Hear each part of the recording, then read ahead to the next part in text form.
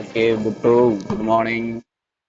Okay, banking and finance சர்வீஸ்ல general utility first சாப்டர்லேயே இந்த டாபிக் இருந்துச்சு.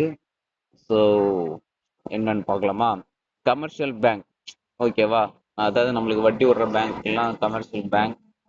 அதில் ஃபங்க்ஷனாலிட்டிஸ் பார்த்தா ரெண்டு இருக்கு. ஒன்று பிரைமரி ஃபங்க்ஷன், இன்னொன்று செகண்டரி ஃபங்க்ஷன். பிரைமரி ஃபங்க்ஷன் என்ன தெரியும்? பேங்க் என்ன பண்ணுவாங்க? நம்ம இடத்துல காசு வாங்கி வச்சுப்பாங்க, டெபாசிட், அப்புறம் லோன் கொடுப்பாங்க. இது ரெண்டு பிரைமரி ஃபங்க்ஷன்ஸ். செகண்டரி ஃபங்க்ஷன்ல ரெண்டு விதம் இருக்கு. ஒன்னு ஏஜென்சி, இன்னும் general utility service. Agency service, agency சர்வீஸ்னா பேங்கே நம்ம வேலையை செய்வாங்க. பேங்க் ஒரு ஏஜென்ட்டா ஆக்ட் பண்ணி கஸ்டமருக்காக ஒரு வேலையை செய்வாங்க. அது ஓகேவா? கஸ்டமருக்காக ஒரு ஒர்க் பண்ணுவாங்க பேங்க். உதாரணத்துக்கு நம்ம இன்சூரன்ஸ் பிரீமியம் கட்டுறாங்கல்ல வருஷம் வருஷம், அவங்க கட்ட மாட்டாங்க. நம்ம காசு ஆட்டோ பேவா அவங்களுக்கு பண்றாங்கல்ல, அவங்களே பே பண்ணிடுறாங்க. பே பண்றாங்கன்னா நம்ம அக்கௌண்ட்ல இருந்து எடுத்து பண்றாங்க. ஆனா நாமளே காசு எடுத்துட்டு போய் அங்க பண்றதை விட அவங்களே ஆட்டோ பே பண்ணி ஆப்ஷன்ல மூலியமா பண்றது. இது ஏஜென்சி சர்வீஸ். இது ஒன் ஆஃப் த எக்ஸாம்பிள் தான், நிறைய இருக்கு. இன்னொன்று ஜென்ரல் யூட்டிலிட்டி சர்வீஸ். இப்போவா அது என்னன்னு பார்ப்போம். ஜென்ரல் யூட்டிலிட்டி சர்வீஸ்னா ஒன்றுடா, பிரைமரி ஃபங்க்ஷன்ஸ் இருக்குல்ல, அதை தவிர்த்து பண்ற கஸ்டமருக்கு தர எக்ஸ்ட்ரா சர்வீஸ். ஓகேவா? இது ஆக்சுவலா ஒரு ஃபீ சார்ஜ் பண்ணி தான் பண்ணுவாங்க, அதனால தான் ஃபீ பேஸ்ட்.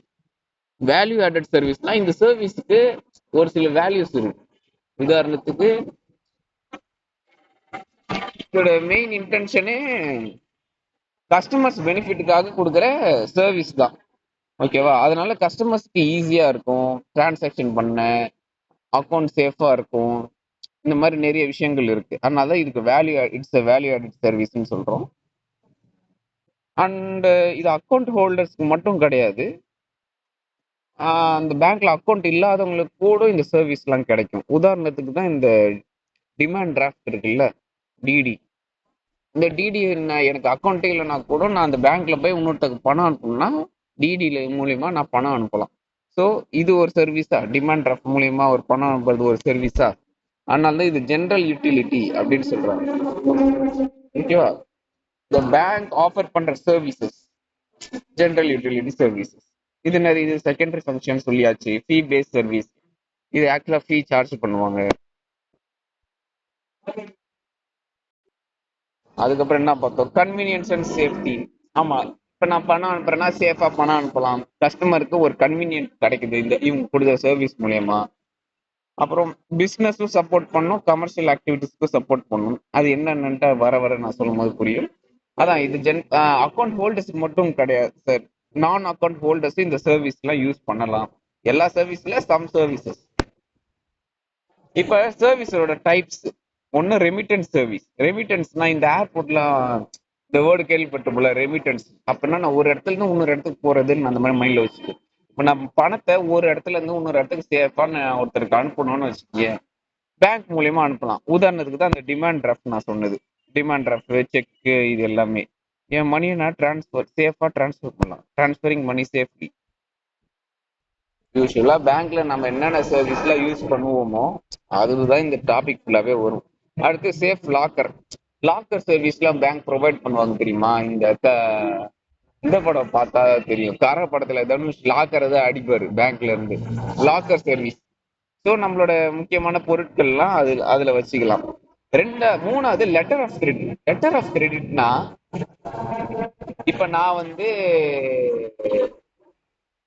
இந்தியா குடிமகன், ஓகேவா? நான் வந்து ஒரு பிசினஸ் பண்றேன், ஒரு பொருள் வாங்கணும், இம்போர்ட் பண்ணணும். மலேசியால இருந்து அதை நான் இம்போர்ட் பண்ணணும். அப்போ மலேசியால ஒரு எக்ஸ்போர்ட்டர் இருப்பாரு, கரெக்டா? அவர்கிட்ட வந்து ஓகே ஜி, எனக்கு இந்த பொருள் அனுப்புங்க, நான் உனக்கு காசு அனுப்புறேன்னு. அவருக்கு எப்படி? இங்க நாம பக்கத்துல இருக்கிற ஆளே நம்ம நம்ப மாட்டோம், பக்கத்துல நாட்டில் இருக்கிற அவர் எப்படி நம்பி தருவாரு? அப்ப என்ன பண்ணுவாங்க, பேங்க் வந்து ஒரு லெட்டர் ஆஃப் கிரெடிட்னு ஒண்ணு தரும்.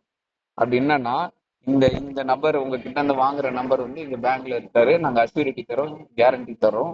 இவர் கூட்ஸ் தந்த உடனே பேமெண்ட் திருப்பி தருவாரு. இப்படி தரலன்னா நாங்க வந்து பேமெண்ட்டுக்கு கேரண்டி. அந்த மாதிரி சொல்றதா லெட்டர் ஆஃப் கிரெடிட். இது வந்து மோஸ்ட்லி ட்ரேடிங் தான் யூஸ் பண்ணுவாங்களே. ஸோ ஒரு அஷ்யூரிட்டி தருது இல்லை பேமெண்ட்ல, அதனால தான் அஷ்யூஸ் பேமெண்ட் இன் ட்ரேட் அப்படின்னு சொல்றாங்க. இம்போர்ட் எக்ஸ்போர்ட் டிரான்சாக்ஷன்ஸ்லாம் லெட்டர் ஆஃப் கிரெடிட்ல தான் நடக்கும். அடுத்து bank guarantee. Bank guarantee if you see, இதில் நான் எங்கே சொல்லியிருப்பேன்.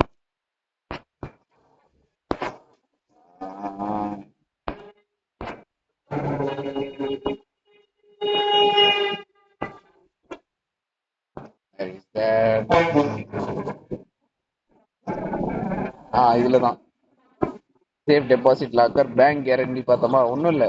பேங்க் வந்து ப்ராமிஸ் பண்ணும்.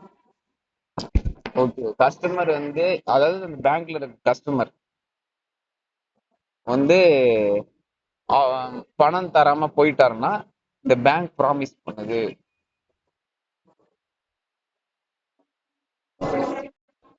இப்ப நான் வந்து ஒரு பேங்க்ல கஸ்டமரா இருக்கேன், ஓகேவா. நான் வந்து ஒரு கான்ட்ராக்ட்ல ஒரு போட்டிருக்கேன். அந்த கான்ட்ராக்ட்ல இப்ப கான்ட்ராக்ட் கொடுத்தவன் இருப்பான்ல, நான் வேலை முடிப்பேனா இல்லையான்ட்டு அவனுக்கு ஒரு அஷூரிட்டி வேணும்ல. அதனால என்ன பண்ணுவோம், பேங்க் கேரண்டின்னு ஒண்ணு கொடுப்பாங்க. ஸோ பேங்க் கேரண்டி வந்து பேங்க் வந்து ஒரு லெட்டர் மாதிரி பேங்க் வந்து ப்ராமிஸ் பண்ணுது. சப்போஸ் என் கஸ்டமர் வந்து கண்டிஷன்ஸ் இல்ல சொன்ன விஷயத்த சரியா முடிக்கலன்னா இந்த பேங்க் வந்து அந்த வேலையை முடிக்கும் அப்படின்னு சொல்றதுதான். லெட்டர் ஆஃப் கிரெடிட் வந்து ட்ரேடிங்க்கு நடக்கும். லெட்டர் ஆஃப் கிரெடிட்ல என்னன்னா கண்டிஷன் முடிஞ்சதுக்கு அப்புறம் பேமெண்ட் நடக்கும். உதாரணத்துக்கு இப்ப நான் அவர்கிட்ட சொல்லிட்டேன்ல, சார் எனக்கு கூட்ஸ் அவர் கூட்ஸ் தாங்கன்ட்டு, அவர் கூட்ஸ் என்கிட்ட வந்ததுக்கு அப்புறம் பேமெண்ட் என்ஷூர் ஆகும். இதுல வந்து அவர் கண்டிஷன்ஸ் ஃபாலோ பண்ணலன்னு உடனே அந்த இன் பிட்வீன்லயே நம்ம சொல்லிடலாம் பேங்க் பொறுப்பெடுத்துக்கோன்ட்டு. ஸோ இதுல ரெண்டுத்துலயும் அதான் வித்தியாசம். லாஸ் வந்து பேங்க் கேரண்டில தடுக்க முடியும். லெட்டர் ஆஃப் கிரெடிட் மெயினா ட்ரேடிங் யூஸ் பண்ணுவாங்க. பேங்க் கேரண்டி இந்த மாதிரி கான்ட்ராக்ட் டெண்டர்ஸ்லாம் இருக்காங்கல்ல, அந்த விஷயத்துக்கு யூஸ் பண்ணுவாங்க. ஓகேவா. கண்டிஷன்ஸ் மெட் ஆனதுக்கு அப்புறம் பேமெண்ட் விஷயம் வரும்ல, அதுல ஒரு கேரண்டி தரது லெட்டர் ஆஃப் கிரெடிட். இப்ப அவங்க கண்டிஷன் பண்ற விஷயத்துக்கே ஒரு அஷ்யூரிட்டி வேணும்னு சொல்றாங்கல்ல, சப்போஸ் உங்க ஆளு செய்யாம விட்டாருன்னா அப்படின்னு அதுக்கு ஒரு கேரண்டி தர்றது தான் bank guarantee. I hope understand. இப்ப foreign exchange service. Foreign exchange சர்வீஸ்னா ஒண்ணும் இல்லடா. இப்ப இப்ப என்கிட்ட இந்தியன் மணி இருக்கு, டாலரா மாத்தணும்னா பேங்க் போய் மாத்தலாம். அந்த மாதிரி தான். இதுல பேங்க்ல எப்படி லாபம் வரும்னா, இப்ப பேங்க் டாலர் வந்து ஒரு டாலர் 98 ரூபான்னு வச்சுக்கேன், என்கிட்ட 97 ரூபாய்க்கு வாங்கும். இதே இன்னொரு கஸ்டமர் வந்து, சார் நான் எனக்கு டாலர் வேணும் அப்படின்னு கேட்கும்போது அந்த டாலர் 98 ரூபாய்க்கு இல்ல 98.5 பைசா எக்ஸ்ட்ராவா விற்பாங்க. இது ஃபாரின் எக்ஸ்சேஞ்ச் சர்வீஸ். ஓகேவா. டூரிஸ்ட் பீப்புள், ஸ்டூடெண்ட்ஸ் அப்ராட் படிக்கிறவங்க, இம்போர்ட் எக்ஸ்போர்ட்டர்லாம் இந்த சர்வீஸ்லாம் யூஸ் பண்ணுவாங்க. ஓகேவா. டாலரு ஃபாரின் கரன்சி எக்ஸ்சேஞ்ச் பண்றது தான் ஃபாரின் எக்ஸ்சேஞ்ச் சர்வீஸ், அதுவும் பேங்க்ல பண்றோம். அடுத்து அண்டர் ரைட்டிங் எங்க இருக்கு,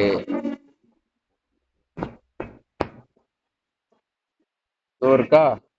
under writing, underwriting merchant banking. அண்டர் ரைட்டிங்னா ஒண்ணும் இல்லடா. இப்ப நான் ஒரு கம்பெனி ஆரம்பிச்சுட்டேன், எனக்கு வந்து பணம் வேணும். பணம் வேணுறதுக்கு என்ன பண்ணுவேன், என் கம்பெனியோட ஷேர்ஸை நான் ஸ்டாக் மார்க்கெட்ல ஃபர்ஸ்ட் போய் விற்பேன். ஓகேவா. அப்படி விற்கும் போது எல்லா ஷேர்ஸுமே வித்துருன்ட்டு நம்மளால சொல்ல முடியாது, கரெக்டா. அப்ப என்ன ஆகும்னா பேங்க் கூட ஒரு அண்டர் ரைட்டிங் போடுவாங்க. அதாவது பேங்க் வந்து என்ன சொல்லுவாங்க, இப்ப வந்து பப்ளிக் மக்கள் உங்க ஷேர்ஸ் எல்லாத்தையுமே வாங்கலன்னா மீதி பாக்கி செல்லாத ஷேர்ஸை நாங்க வாங்கிக்கிறோம் அப்படின்ட்டு கம்பெனி வந்து ஒரு அண்டர் ரைட்டிங் இஷ்யூ பண்ணுவாங்க. அதான் அண்டர் ரைட்டிங். எக்ஸாம்பிள்ல இப்ப நான் வந்து என் கம்பெனியோட ஷேர்ஸ் 1 கோடியை நான் விற்கிறேன், ஸ்டாக் மார்க்கெட்ல போடுறேன். 80 லட்சம் தான் இன்வெஸ்டர்ஸ் எல்லாம் வாங்கியிருக்காங்க, பாக்கி 20 லட்சம் யாருமே வாங்கல. அப்ப அந்த பாக்கி 20 லட்சம் பேங்க் வந்து அண்டர் ரைட்டிங் அக்ரிமெண்ட் மூலியமா வாங்கிக்கும். அடுத்து மெர்ச்சன்ட் பேங்கிங். மெர்ச்சன்ட் பேங்கிங் அதாவது மெர்ச்சன்ட் பேங்கிங்னா ஒண்ணும் இல்லை. இப்போ வந்து நான் ஒரு கம்பெனி வச்சுக்கிறேன், எனக்கு வந்து காசு, அதேதான் காசு வேணும். அப்ப வந்து என்ன பண்ணுங்க, இந்த பேங்க் வந்து என்ன பண்ணுவாங்க, என் கம்பெனிக்கு நிதி திரட்ட, அதாவது பணம் வரத்துக்கு பினான்சியல் அட்வைஸ் எனக்கு ப்ரொவைட் பண்ணுவாங்க. ஓகேவா. IPO management, initial public offering. Initial public offering அதான் ஐபிஓ. அதாவது ஒண்ணும் இல்லை, இப்ப என் கம்பெனி முதல்ல ஸ்டாக் மார்க்கெட் வருது தெரியுமா, 20 லட்சம் இன்வெஸ்டர்ஸ் வாங்கியிருக்காங்க, 20 லட்சம் யாருமே வாங்கல. அப்ப அந்த பாக்கி 20 லட்சம் பேங்க் வந்து அண்டர் ரைட்டிங் அக்ரிமெண்ட் மூலியமா வாங்கிக்கும். அடுத்து மெர்ச்சன்ட் பேங்கிங். மெர்ச்சன்ட் பேங்கிங்னா ஒண்ணும் இல்லை, இப்போ வந்து அப்படி வந்து நான் விற்கிறேன்ல, ஃபர்ஸ்ட் என் ஸ்டாக்கை விற்கிறேன் தெரியுமா, அதுதான் இனிஷியல் பப்ளிக் ஆஃபரிங். அப்புறம் எப்படி ரைசிங் கேபிட்டல், ரைசிங் கேபிட்டல்லாம் ஒன்றும் இல்லை. இப்போ நான் பணம் எப்படி பணம் திரட்டினா தானே என்னால் அடுத்து என் கம்பெனிக்கு பில்டு பண்ண முடியும். என் கம்பெனி இன்னொரு பிரான்ச் நான் இப்போ கட்ட போகிறேன். அப்போ என்ன பண்ணணும், எனக்கு இன்வெஸ்ட்மெண்ட் வேணும். அப்போ இன்வெஸ்டர்ஸ் எனக்கு இதில் பணம் கொட்டணும். அவங்க கொட்டினாதான் அந்த காசை வச்சு நான் இன்னொரு பிரான்ச் ஆரம்பிப்பேன். ஸோ அதுக்கு ஹெல்ப் பண்ணுவாங்க. இது மாதிரி நிறையா இருக்கு. ஏதோ எக்ஸாம்பிள் பார்த்தா, இப்போ ஒரு ஸ்டார்ட் அப் வந்து 500 கோடி வேணும். First time startup first time stock மார்க்கெட்ல ஷேரை விற்க போறாங்க. அதனால தான் ஐபிஓ மூலியமா தான் விற்க முடியும்.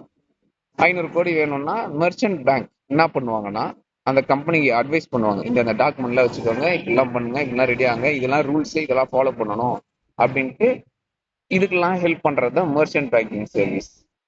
ஓகேவா? டிஜிட்டல் சர்வீஸ் தான் நாம தான் பாக்குறோமே, பேங்க், நெட் பேங்கிங், இந்த யூபிஐ, அதெல்லாம் எங்க இருக்கு, அது எல்லாமே டிஜிட்டல் பேங்கிங் சர்வீஸ். இந்த இதுலயே போட்டிருப்பேன்னு நினைக்கிறேன். ஆமா, electronic banking, net banking, UPI, ATM, mobile banking, இது எல்லாம் தெரியும். கிரெடிட் ரெஃபரன்ஸ், இது என்னன்னா, இப்போ வந்து நான் ஒரு பேங்க்ல அக்கௌண்ட் வச்சுக்கிறேன். ஓகேவா? இன்னொரு பேங்க்ல போய் நான் ஏதோ ஒரு லோனோ, பிசினஸ்க்காக லோனோ ஏதோ கேட்கறேன்னு வச்சுக்கேன். அந்த இன்னொரு பேங்க்கு நான் வந்து அந்த லோனை திருப்பி கட்ட போற நம்பிக்கைக்குரிய ஆளான்ட்டு எப்படி தெரியும்? நான் அவர் என்ன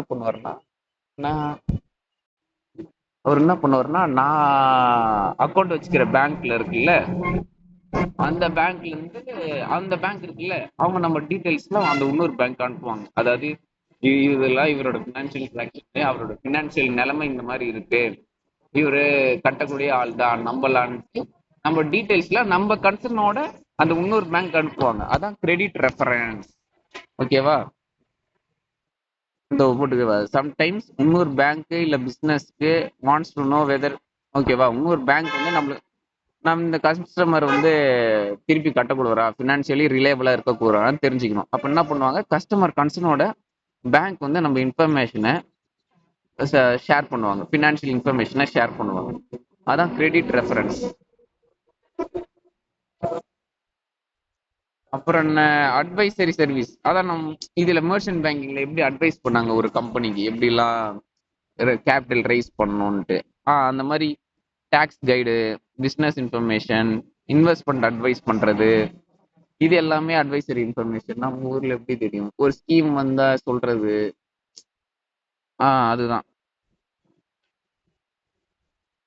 அதர் ஆன்சிலரி சர்வீஸ்னா அதே தான், இ பேங்கிங், ஏடிஎம் சர்வீஸ். இது நான் மென்ஷன் பண்ணல, அதே இது திருப்பி வருது. ஃபினான்ஷியல் கைடன்ஸ் தர்றது அட்வைசரி சர்வீஸ். சிம்பிளா புரிஞ்சிருக்கும். டாக்ஸ் எப்படி, டாக்ஸ் அட்வைஸ், ரூல்ஸ் எப்படி ஃபாலோ பண்றது, அது எல்லாம் வரும். அதே நான் டீட்டெயில்டா இங்க சும்மா எக்ஸாம்பிள் எக்ஸ்பிளனேஷன் போட்டிருங்க, வேற ஒன்றும் இல்லை. எல்சின்னா லெட்டர் ஆஃப் கிரெடிட், பிஜின்னா பேங்க் கேரண்டி. அடுத்து ரியல் லைஃப் எக்ஸாம்பிள் இது ஒண்ணு. இப்போ வந்து அந்த லாக்கர் சர்வீஸ்னு சொன்னல, அது யோனோ ஆப் மூலியமாவே பண்ணலாம். முன்னாடிலாம் என்ன பண்ணணும், ஒரு லாக்கர் ஒரு வேணும்னா அந்த பிரான்ச்சுக்கு போனோம், ஏதாவது லாக்கர் ஃப்ரீயா இருக்கான்னு பார்க்கணும், அப்புறம் வெயிட்டிங் லிஸ்ட் சேர்ந்து தான் ஜாயின் பண்ணணும், அந்த மாதிரிலாம் இருக்கும். இப்போ ஈஸியா என்ன, எஸ்பிஐ யோனோ ஆப் மூலியமா ஆன்லைன் இ லாக்கர் சர்வீஸ், அதை கூட இதுல ஹைலைட் பண்ணியிருக்காங்க, சேஃப் டெபாசிட் லாக்கர். ஓகேவா? இந்த ஆப்ஷன் மூலியமா என்ன பண்ணலாம், ஸ்டேட், டிஸ்ட்ரிக்ட், பின்கோட்ல என்டர் பண்ணிட்டு எந்த பிரான்ச்ல இப்ப லாக்கர் ஃப்ரீயா இருக்கு, அதுக்கு எவ்வளவு ரெண்ட் எல்லாம் நான் பே பண்ணணும் வருஷம் வருஷம், ஈஸியா இதுல பாத்துக்கலாம். ஸோ என்ன எனக்கு கிடைக்குது, லாக்கர் சர்வீஸ் கிடைக்குதா, இது ஜென்ரல் யூட்டிலிட்டி சர்வீஸா, இதுக்கு அவங்க ஃபீ பேஸ், இது ஃபீ பேஸ்டு ஒரு இதுல இருந்தே தெரிஞ்சுக்க முடியுதா, ஏன்னா இதுக்கு ஒரு சார்ஜ் போடுவாங்க பேங்க். இது ஒரு டிஜிட்டல் டிரான்ஸ்ஃபர்மேஷன் தானே. இதுல நம்ம 3 விஷயம் தெரிஞ்சுக்கணும், கரெக்டா? இது இது இந்த எக்ஸாம்பிள் மூலியமா ஜென்ரல் யூட்டிலிட்டி சர்வீஸ் என்ன பண்றாங்கன்னு தெரியுது, இதுக்கு ஃபீ சார்ஜ் பண்றாங்க தெரியுது, இது ஒரு டிஜிட்டல் டிரான்ஸ்ஃபர்மேஷன் தானே, போன் மூலியமா எல்லாமே பண்றோம்ல ஈஸியா, தெரியுதா? அவ்வளவுதான். அதர் எக்ஸாம்பிள்ஸ் நான் வந்து அந்த பிடிஎஃப்ல இருக்கும். இப்போ கரண்ட் சேலஞ்ச், ஃபண்டிங் ப்ரெஷர். இப்போ உதாரணத்துக்கு, இப்போ வந்து அதான் மக்கள் பேங்க்ல டெபாசிட் வந்து வர அமௌண்ட் கம்மியா இருக்கு. ஆனா கடன் கொடுக்குற லோன் அமௌண்ட்லாம் மக்களுக்கு அதிகமா போயிடுச்சுன்னா, ஓகேவா? இந்த மாதிரி ஆயிடுச்சுன்னா அப்ப பேங்க் பணம் கொடுக்கறதுக்கு பணம் இல்ல. சரியா? அப்படி பணம் இல்லாத சமயத்துல இவங்களுக்கு என்ன ஆகும்? ஃபண்டிங் ப்ரெஷர் ஆகும். இந்த ஃபண்டிங் ப்ரெஷர் எப்படி ஜென்ரல் யூட்டிலிட்டி சர்வீஸ் டைரக்டா பாதிக்காது, பட் இன்டைரக்டா பாதிக்கும். உதாரணத்துக்கு நான் சொன்னல, இந்த letter of credit, bank guarantee எல்லாம் சொன்னல. சப்போஸ் என் கஸ்டமர் பே பண்ணலன்னா இந்த பேங்க் பே பண்ணுன்ட்டு. அந்த மாதிரி சமயத்துல ஏதோ ஒரு கஸ்டமர் வந்து பே பண்ணலன்னு வச்சுக்கோ, ஓகேவா? அப்ப பேங்க் ஆல்ரெடி லாஸ்ல போயிட்டு இருக்குது. இப்ப இவனும் கட்டலன்னா இது ஒரு லாஸ் ஆயிடும்ல. ஸோ இது ஒரு சேலஞ்சா இருக்குல்ல. இப்போ பேங்க்ல வந்து ஃபண்டிங் ப்ரெஷர் ஆச்சுன்னா இந்த சர்வீஸ் பண்றதுக்கு ஒரு ப்ராப்ளம் உண்டாகுது. அப்புறம் ஃபினான்ஷியல் டெக் கம்பெனிஸ், நான் பேங்கிங் ஃபினான்ஷியல் கார்பரேஷன், இந்த மாதிரி இப்போ இந்த மாதிரி கம்பெனிஸ் இவங்கெல்லாம் ஒரு காம்படிஷனா வராங்க. எப்படி காம்படிஷனா வர முடியும்? அதான் சொன்னேன். இப்போ யூபிஐ இருக்கு, பேடிஎம் இருக்கு, ஃபோன்பே இருக்கு. இதெல்லாம் ஃபினான்ஷியல் டெக் கம்பெனிஸா? ஓகேவா? நம்ம என்ன பணம் பே பண்ணணும்னா எஸ்பிஐ யோனோ ஆப்ல பண்றோமா, இல்ல நெட் பேங்கிங்ல பணம் அனுப்புறோமா? பெரிய எதுல யூஸ் பண்றோம்? பேடிஎம் யூபிஐல தானே யூஸ் பண்றோம். ஸோ இவங்க ஆட்டோமேட்டிக்கா ஒரு காம்படிஷனா வராங்களா? ஸோ இதனால பேங்க் ஷேருக்கும் அடிப்படுதா? ஏன்னா அந்த கம்பெனி தான் ஷேர்ஸ் அதிகமா போகும். ஓகே. நான் பேங்கிங் ஃபினான்ஷியல் கம்பெனிஸ்ல என்ன பண்றாங்க? இன்சூரன்ஸ் ஈஸியா வாங்கலாம். பேங்க்ல போய் இன்சூரன்ஸ் பேங்க்ல போய் லோன் வாங்குறதுக்கு பதிலா நான் பேங்கிங் ஃபினான்ஷியல் கம்பெனிஸ் போனா லோன் ஈஸியா வாங்கலாம். ஏன்னா அவன் வந்து பெருசா ஈஸியா வாங்கலாம்னா டைம் ரொம்ப எடுத்துக்காது, டாக்குமெண்ட்ஸ் பெருசா கிடையாது. ஆனா பேங்கோட என்பிஎஃப்சில போனா லோன் வாங்குறது ஈஸியா இருக்கும். அப்புறம் என்ன, fraud value, cyber security risk இதெல்லாம் இருக்கு. ஓகேவா? சைபர் செக்யூரிட்டி ரிஸ்க் இருந்தா நம்ம ஆன்லைன் இந்த டிஜிட்டல் சர்வீஸ் ப்ரொவைட் பண்ணும்போது சைபர் செக்யூரிட்டி ரிஸ்க் வருதா? ஸோ இதுவும் கஸ்டமருக்கு பாதிப்பு, பேங்க்கும் பாதிப்பா? அப்புறம் லாக்கர் அண்ட் டாக்குமெண்டேஷன் டிஸ்பியூட். இந்த லாக்கர் சர்வீஸ் சொன்னல, இதுல மெயினா எதுல ப்ராப்ளம் வந்தோம்னா அந்த பேப்பர் ஒர்க் அக்ரிமெண்ட் இருக்குல்ல, அதுலதான் ப்ராப்ளம் வரும். ஏன் அப்படி சொல்றேன்னா, லாக்கர் இதெல்லாம் சொல்லிடுவாங்க, ஆனா அதுல இருக்க அக்ரிமெண்ட் சரியா மிஸ்கம்யூனிகேட் ஆயிடும். அதனால ஒரு அண்டர்ஸ்டாண்டிங் கிடைக்காது. உதாரணத்துக்கு சப்போஸ் ஃப்ளட் வந்துருச்சு பேங்க்ல, இல்ல ஏதோ எர்த்குவேக் வந்துருச்சுன்னா பேங்க் கொலாப்ஸ் ஆயிடும். அதுல லாக்கர்ல இருந்த என் பொருள் எல்லாம் போயிடும்னா பேங்க் என்ன சொல்றாங்க? அதுக்கு நாங்க பொறுப்பு கிடையாது அப்படின்ட்டு. அதுக்கு ஒரு சில பேங்க் அதெல்லாம் மென்ஷன் பண்ணிருப்பாங்க. அப்ப எதுக்கு தான் நீங்க பொறுப்புனா, எங்க சைட்ல இருந்து ஏதோ தப்பு நடந்து இந்த மாதிரி திருட்டு நினைச்சுன்னா அந்த மாதிரி விஷயத்துக்கு எல்லாம் பொறுப்பு. இப்ப இந்த விஷயம் ஒரு கஸ்டமருக்கு தெரியலன்னு வச்சுக்கோ, லாக்கர் சர்வீஸ் வச்சுக்கிற கஸ்டமர், இதனால பேங்க் ஒரு பிரச்சனை, டிஸ்பியூட்னா ப்ராப்ளம் ஏற்படுதா ரெண்டு பேருக்கு நடுவுல அந்த பேப்பர் ஒர்க். ஓகே. அதான் பழைய ரிப்போர்ட்லாம் பார்க்கும்போது திருட்டை விட இந்த டிஸ்பியூட் பேப்பர் ஒர்க்ல வர கன்ஃபியூஷன்ஸ் தான் பெரிய ப்ராப்ளமா இருக்கு. அப்புறம் டேலண்ட் கேப். ஒன்றும் இல்லை, இப்போ பப்ளிக் பேங்க்லாம் பார்த்தோம்னா எக்ஸ்பீரியன்ஸ்டான ஆளுங்க இருக்கிறாங்க, அவங்களாம் ரிட்டையர் ஆயிட்டாங்க. ஏற்கனவே இருக்கிறவங்க டிஜிட்டல் சர்வீஸோட புதுசாக அடாப்ட் ஆகணும், அந்த விஷயம்லாம் இருக்கு. ஸோ ஒரு டிஜிட்டல் சர்வீஸோ இல்லை புதுசாக டிஜிட்டல் டிரான்ஸ்ஃபர்மேஷனோ பண்ணணும்னா இந்த ஸ்கில் கேப் வந்து ஒரு பேரியரா இருக்கு. And then digital divide. Digital டிவைட்னா ஒன்றும் இல்லை, அர்பன் ஏரியாஸ்ல நம்மளுக்கு தெரியும் யூபிஐ என்ன ஜிபே என்னன்ட்டு. இப்போ நீ உங்க மாமா சொன்னாங்கல்ல, ரூரல் ஏரியாஸ்ல அந்த மாதிரி கிடையாது, ஒருத்தங்கிட்ட போய் காசு கொடுத்து அவங்க தான் பணம் அனுப்புவாங்க. ஸோ அந்த ஃபினான்ஷியல் லிட்ரஸி அது அங்கே கம்மியா இருக்கு. ஓகேவா? இது ஒரு ப்ராப்ளமா இருக்கு. அப்புறம் ரெப்புடேஷனல் ரிஸ்க். இப்போ ஏதாவது லாக்கர் டிஸ்பியூட், ஃப்ராட் கேஸ், இல்லை டிஜிட்டல் டிரான்சாக்ஷன் ஃபெயில் ஆச்சுன்னா அந்த கஸ்டமருக்கு என்ன ஆகும்? அந்த பேங்க் மேல இருந்த ஒரு அபிப்பிராயம் போயிடும், அவங்க ரெப்புடேஷன் கம்மியாகும்ல. சைபர் ஃப்ராடே அந்த பேங்க்ல நடந்துச்சுன்னு வச்சுக்கேன், அப்ப யாராவது அந்த பேங்க்கை நம்பி பணத்தை போடுவாங்களே, இந்த சர்வீஸ் ஆச்சு யூஸ் பண்ணுவாங்களாம். ஏதோ ஒரு சின்ன இருந்தாலே இந்த பேங்க் சரியில்லைன்னு டென்ஷன் ஆயிடுறாங்க. அந்த பேங்கோட ரெப்புடேஷனுக்கும் ஒரு பாதிப்பு ஏற்படலாம். இந்த ரிஸ்க். அடுத்து purpose. சரி, இந்த இதோட பர்பஸ்னா என்ன? மெயின் பர்பஸ் என்னன்னா, கஸ்டமருக்கு சர்வீஸ், அடிஷ்னலா ஒரு service, customer safety, customer convenience. Okay. அப்புறம் எக்கனாமிக் ஆக்டிவிட்டி, அதான் இந்த லெட்டர் ஆஃப் கிரெடிட்ல ட்ரேட் பண்ண முடியும். கேபிட்டல், இந்த பேங்க்லாம் கேபிட்டல் ஃபார்மேஷன் பண்ண முடியும். அந்த மர்ச்சன்ட் பேங்கிங்ல சொன்னேன்ல, எப்படிலாம் மணி இன்வெஸ்ட் பண்ணலாம், ஐபிஓல எப்படி ஷேர் விற்கிறது, டேக்ஸ் டாக்குமெண்டேஷன், ரூல்ஸ்ல எப்படி ஃபாலோ பண்றதுக்கு ஹெல்ப் பண்ணுவாங்கல்ல. அப்புறம் அதுதான். So, இந்த மாதிரி விஷயத்துக்குலாம் சப்போர்ட் பண்ணுதா. ஸோ இதனால என்னது, டிமாண்ட் டிராஃப்ட் சொன்னல அந்த ரெமிட்டன்ஸ், இதனால எனக்கு என்ன ரிஸ்க் கம்மியாது. ஏன்னா அவ்வளவு தூரம் நான் கேஷ் எடுத்துட்டு போய் உங்களுக்கு கொடுக்க தேவையில்லை. பப்ளிக் ட்ரஸ்ட் வந்து பில்ட் ஆகும். பேங்க் சிஸ்டம் இந்த மாதிரி சர்வீஸ் கொடுத்தா ஓகே, பேங்க்கு ஒரு ட்ரஸ்ட் அந்த பேங்க் மேல பில்ட் ஆகும். ஃபர்ஸ்ட் வந்து பேங்க்குக்கு இன்கம் வரும். இந்த லாக்கர் ரெண்ட், டிடிக்கு சார்ஜ் பண்ணுவாங்க. ஓகேவா, அதான் பேங்க் தான் தொட்டதுக்கு சார்ஜ் போடுவாங்க. அது எல்லாமே ஃபாரெக்ஸ் மார்ஜின்னா ஒன்றும் இல்லை. அதான் நான் சொன்னேன்ல, இப்போ நான் வந்து டாலர் வந்து இந்தியன் ருப்பியா வாங்க போறேன்னா என்கிட்ட கம்மியாக தான் வாங்குவான். டாலர் இருக்கிற விலையோட கம்மியாக கொடுத்து தான் வாங்குவான். இதே வேற ஒருத்தர் டாலர் வாங்குறான்னா அவன்கிட்ட இருக்கிற விலையோட கொஞ்சம் அதிகமாக விற்று வாங்குவான். இந்த டிஃப்ரென்ஸ் இருக்குல்ல, கம்மியாக வாங்குறதும் அதிகமாக கொடுக்கறதும். ஆ இந்த டிஃப்ரென்ஸ் இருக்குல்ல, இந்த டிஃப்ரென்ஸ் தான் மார்ஜின், ஃபாரெக்ஸ் மார்ஜின். இது எல்லாமே ஒரு இன்கமா எங்களுக்கு. அப்புறம் ஒன் ஸ்டாப் கன்வீனியன்ஸ், அது ஒரே இடத்துல இவ்வளோ சர்வீஸ் கிடைக்குது. லாக்கர் சர்வீஸ் கிடைக்குது, ரெமிட்டன்ஸ் சர்வீஸ் கிடைக்குது, டிஜிட்டல் சர்வீஸ் கிடைக்குது, கரன்சி எக்ஸ்சேஞ்ச் பண்ணலாம், இவ்வளோ சர்வீஸ் கிடைக்குது அட் ஒன் ஸ்டாப் ஒரே இடத்துல. அப்புறம் ட்ரேட் காமர்ஸ், அதான் இம்போர்ட் எக்ஸ்போர்ட்லாம் பண்ணோம்னா இந்த லெட்டர் ஆஃப் கிரெடிட்லாம் மோஸ்ட்லி கண்டிப்பாக யூஸ் பண்ணுவாங்க.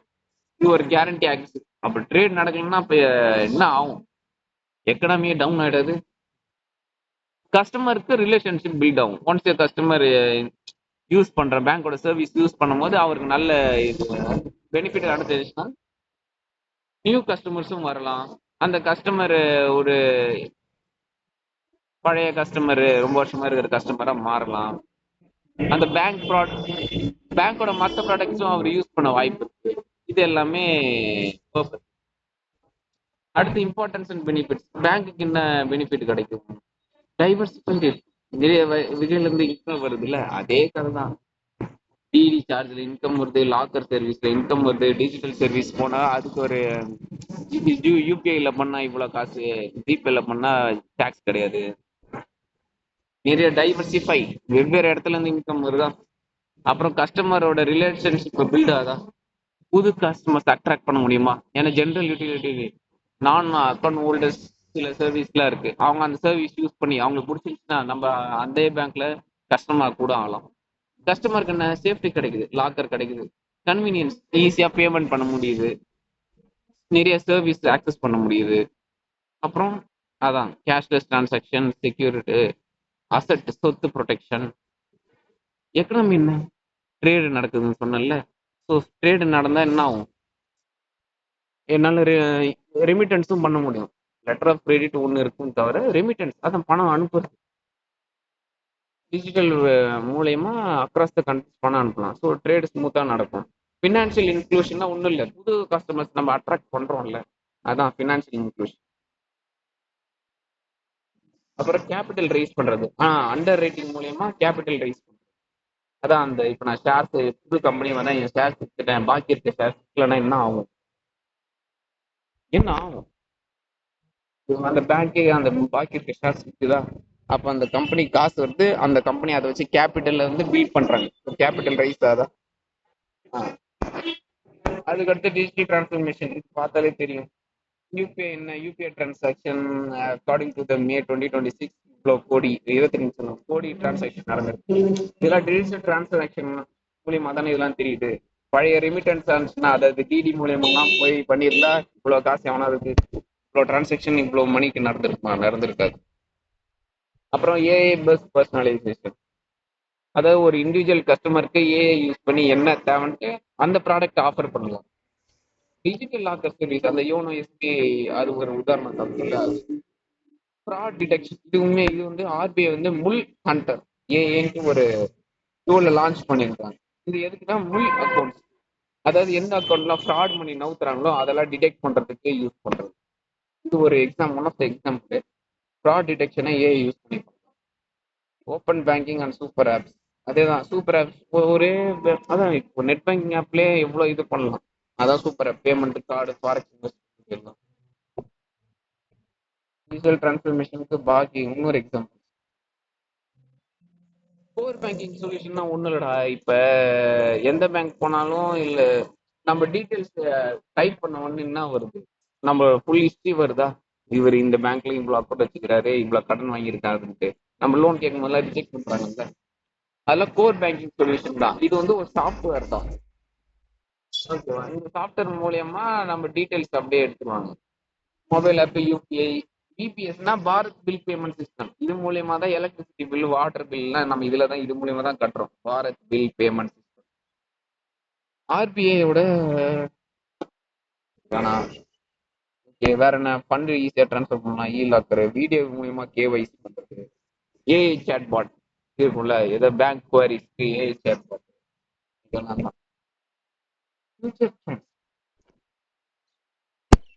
யூனிஃபைடு லெண்டிங் சர்வீஸ், இது வந்து ஆர்பிஐ. யூனிஃபைடு லெண்டிங் சர்வீஸ்னா ஒன்றும் இல்லை. இப்போ ஒரு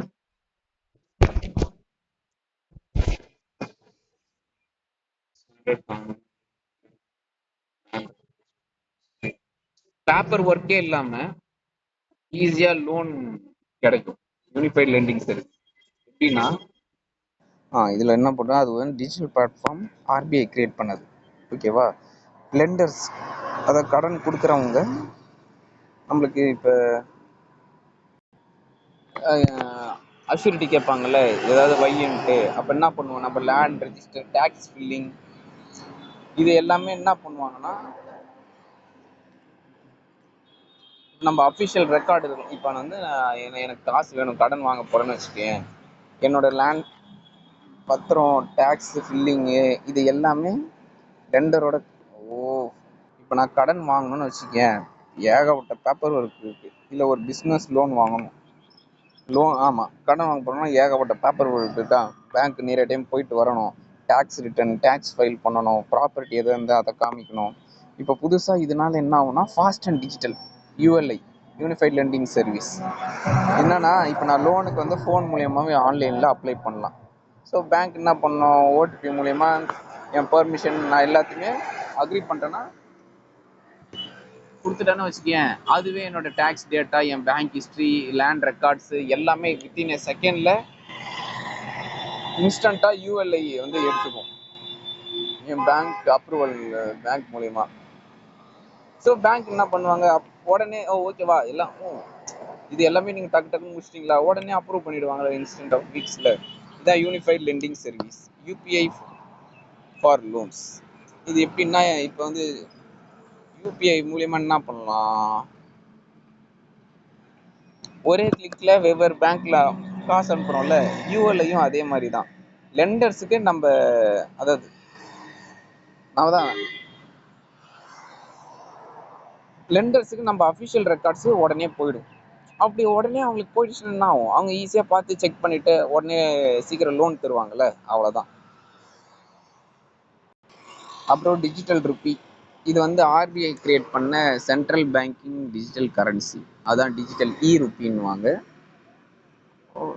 இதுவும் அதே தான், ரெமிட்டன்ஸ்னா ஒரு இடத்துல இன்னொரு இடத்துக்கு பணம் அனுப்பலாம். இ ருப்பி இருந்துச்சுன்னா அந்த டாலரு ஃபாரின் கரன்சியோட எக்ஸ்சேஞ்ச் பண்ணவும் ஈஸியாக இருக்கும். அக்கௌண்ட் அக்ரிகேட்டர்னா ஒன்றும் இல்லை, இப்போ என்னோட டேட்டா இருக்குல்ல, அது வேற வேறு பேங்க்ல அந்த டேட்டா ஷேர் ஆகும்னா ஸ்பீடாக ஷேர் ஆகும். நம்ம கன்சியூமர் தான் ஷேர் பண்ணுவாங்க. இது ஷேர் ஆகுறதுனால நம்ம சர்வீஸ் சீக்கிரமாக முடியும்ல, அந்த யூஎல்ஐல சொன்ன மாதிரி. அதான் அக்கௌண்ட் அக்ரிகேட்டர். அக்ரிகேட்டர்னா என்னது, என்னோட ஒரு கஸ்டமரோட ஃபினான்ஷியல் இன்ஃபர்மேஷன் வெவ்வேறு இன்ஸ்டிடியூஷனுக்கு ஈஸியாக அவங்களுக்கு கிடைக்குது, ஷேர் பண்ணுறாங்க. ஏஐ பர்சனலைசேஷன் தெரியும், அதை ஒரு கஸ்டமருக்கு என்ன வேணும்னு தேவைன்னு தெரிஞ்சுக்கிட்டு அதை யூஸ் பண்ணி அந்த சர்வீஸ் ஆஃபர் பண்ணுறது. இது வந்து என்ன, ஃபியூச்சர் ட்ரெண்ட், இதெல்லாம் வரலாம். 5G எனபிள்டு பேங்கிங், 5G நெட்டே கிடைக்கல, 5G வந்துச்சுன்னா 5G பேங்கிங் கொஞ்சம் ஸ்பீடாக இருக்கும், இது வர வாய்ப்பு இருக்குது. ஏஐ சிஸ்டம், எம்பெடட் ஃபினான்ஸ்னா ஒன்றும் இல்லை, நான் பேங்க். இப்போ அமேசானில் பார்த்தோம்னா பே லேட்டர்னு ஒரு ஆப்ஷன் இருக்குது, அது ஒரு பேங்கிங் சர்வீஸ் தான். ஆனால் அமேசான் பேங்கிங் ஆப்பா கிடையாது. ஸோ எம்பெடட் ஃபினான்ஸ் வந்து ஒரு நான் பேங்கிங் ஆப்லேயே எம்பட் ஆயிருக்கு. அதுதான் இது வந்து இன்னும் இன்க்ரீஸ் ஆகலாம். ஈவன் லோனே அமேசான் மூலயமா கூட எடுக்குங்களாம். அந்த மாதிரி கூட வாய்ப்பு இருக்குல்ல. ரியல் டைம் பேமெண்ட் பண்ணலாம். கம்போசபிள் ஆர்கிடெக்சர்னு ஒன்றும் இல்லடா. இந்த கிளவுட் பேஸ் சிஸ்டம் இருக்குல்ல, இப்போ எல்லா டேட்டாவும் அந்த பேங்க்கோட மெயின் டேட்டா சென்டரில் தான் உட்காரணும்னு தெரியாது. கிளவுட் இருந்தால் எங்கே இருந்தாலும் எந்த இடத்துல இருந்தாலும் ஆக்சஸ் பண்ணிக்கலாம். டூப்ளிகேட் டேட்டா இருக்கும். ஸோ ஒரு டேட்டா லாஸ் ஆனால் கூட பரவாயில்ல, வேற ஒரு இடத்துலேருந்து எடுத்துக்கலாம். ஒரே இடத்துல தான் டேட்டா இருக்கணும்னு அவசியம் கிடையாது. கிரீன் பேங்கிங்னா ஒன்றும் இல்லை, என்ன சொல்கிறது, அதான் ஃபினான்ஷியல் என்விரான்மெண்டல் ப்ராஜெக்ட். இப்போ ஏதோ ஒருத்தர் கான்ட்ராக்டர் இந்த மாதிரி ஈவி நான் வந்து கான்ட்ராக்டர் சோலார் பேனல் வந்து கவர்மெண்ட் கான்ட்ராக்ட் பண்ண போகிறேன், லோன் வேணும் அப்படின்னு கேட்டார்னா அதுக்கு தர்றது. இதனால என்விரான்மெண்டல் நல்லது தானே. நான் வந்து ஈவி பேட்டரி கம்பெனி இல்லை ஸ்கூட்டி கம்பெனி ஆரம்பிக்க போகிறேன்னா ஈவியில் எனக்கு அந்த கம்பெனிக்கு லோன் தந்தால் எலக்ட்ரானிக் வெஹிக்கிள்ஸ் அதிகமாகவும், ஸோ பெட்ரோல் பொல்யூஷன் கம்மியாகும். இதுதான் க்ரீன் பேங்கிங். என்விரான்மெண்டல் ஃப்ரெண்ட்லி ப்ராஜெக்ட்டுக்கு காசு கொடுத்தா அந்த என்விரான்மெண்டலுக்கு டேமேஜ் கம்மியாக இருக்குது. ரெஜிடெக்னா ஒன்றும் இல்லைடா. இப்போ இந்த ரூல்ஸ்லாம் நிறைய, இப்போ ஆர்பிஐலாம் எக்கச்சக்க ரூல்ஸ் போடுவாங்க, டேக்ஸ் இருக்கும். அதெல்லாம் ஃபாலோ பண்ணுறதுக்கு ரெகுலேஷன் டெக் இவங்க இந்த கம்பெனி ரெகுலேஷன் டெக்னாலஜி கம்பெனிஸ் என்ன பண்ணுவாங்கன்னா அதுக்கு ஹெல்ப் பண்ணுவாங்க. எப்படிலாம் ரூல்ஸை ஃபாலோ பண்ணணும், என்னென்ன கைட்லைன்ஸில் இருக்குது, நீங்கள் என்னென்னலாம் பண்ணணுன்ட்டு இவங்க நம்மளை கைட் பண்ணுறாங்க. இதுவே ஒரு கம்பெனியாக மாறலாம் ஃப்யூச்சரில். ஃப்ராட் டிடெக்ஷன் இவங்க ஆட்டோமேட்டிக்காக கண்டுபிடிக்கலாம், மானிட்டர் பண்ணலாம். எல்லாரும் ரூல்ஸை ஃபாலோ பண்ணுறாங்களா இல்லையான்ட்டு இதுவே ஒரு தனி டிபார்ட்மெண்ட்டு இல்லை டெக்னாலஜியாக உருவாகலாம் அப்படின்றாங்க. இம்ப்ரூவ்மெண்ட்ஸ் அது பார்த்தா புரியும். இது எனக்கு தெரிஞ்சது அந்த சாட் ஜிபிடி கான்வர்சேஷன் இருக்குல்ல, ஐயோ இது இல்லை, ஐயோ இதை நீ சும்மா பாரு, இது ஈஸியாக தான் இருக்கும். ஏன்னா நானே இதை பார்த்து தான் படித்து புரிஞ்சுக்கிட்டேன். நீ வேணா ஒரு டைம் ஒரு கிளான்ஸ் பார்த்துக்கோ.